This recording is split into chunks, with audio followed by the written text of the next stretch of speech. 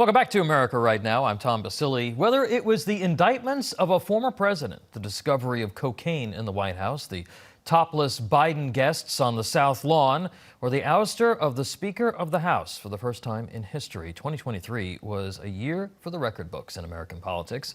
Now, as we say goodbye to the year that was and look forward, who are this year's big winners and losers on both sides of the aisle? For more on this, let's bring in the host of Off Limits and columnist for the Washington Examiner, Ian Haworth, along with Democrat strategist Bill Caruso. Good to see you both. Thanks for joining us. Ian, I'm going to start with you.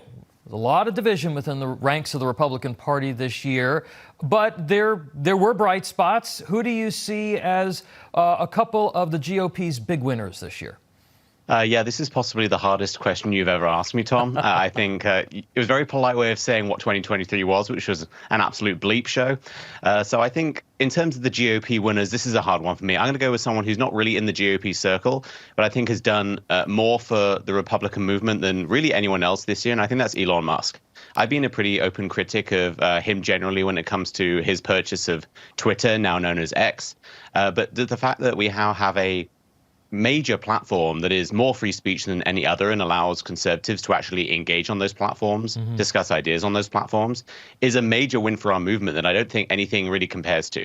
And so I think there's things we can do to improve X and Twitter, but the fact that conservatives have a space online again, I think is a massive win for us coming up to an election year. All right. That's an interesting one. Bill, what about the Democrats? Tough year for the president. Got the border crisis, crime. Poll numbers, you have to admit, are not exactly great. 70% of Americans don't want him to run for re-election. He's got his son's legal troubles hanging over his head. But in the Democratic Party, who do you think came out on top? Well, I kind of have Biden in both columns. A miserable year for the president, and the polling numbers are at a historic low. And, as a father, grappling with the issues going on with his son that continue to go on, and criminal issues and other issues, it's got to be really difficult. So I have him in that column. But despite all this, Joe Biden is the nominee for the Democratic presidency to run in November.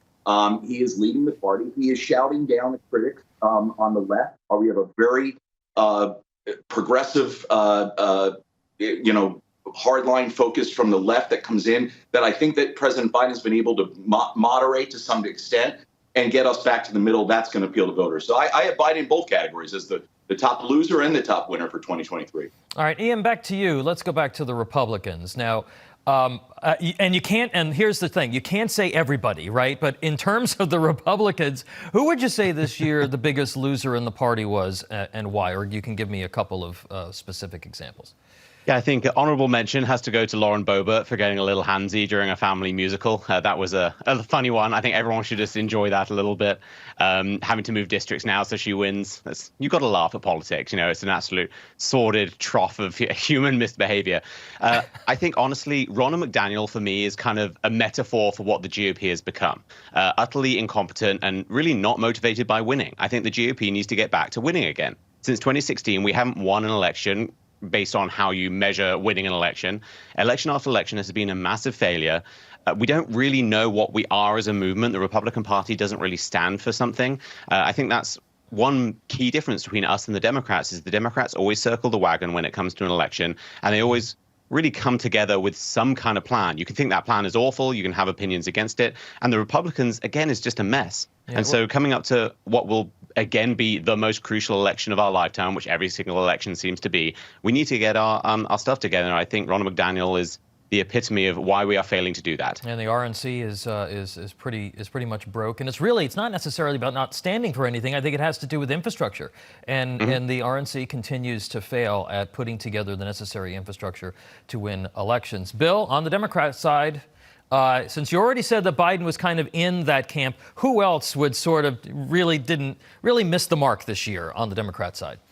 Well, and I'll go back to what I said, our progressive left, right? And it's been a struggle. And Ian, you're right. I mean, the Republicans have been struggling for an identity, but I think this is the difference between the two parties. Our progressive left, like the conservative right, has been a very difficult group to manage within the caucus, but we've done it. And I think that they've been able to shout out crazy ideas like defund the police. I think you saw a lot of this start to percolate up after the October 7th atrocities that happened in Israel. and crazy views, right, about pro-Hamas, not pro-Palestinian, pro-Hamas, and our party was able to deal with that. So I think the left, the progressive left, the liberal fringe of our party that has not been willing to come to the middle, they had the toughest year, and I don't think they're going to be relevant going in 2024.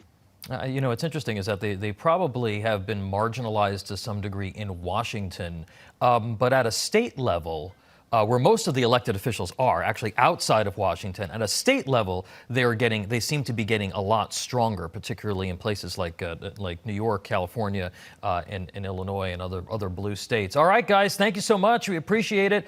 Ian Haworth and Bill Caruso, Happy New Year. Happy New Year.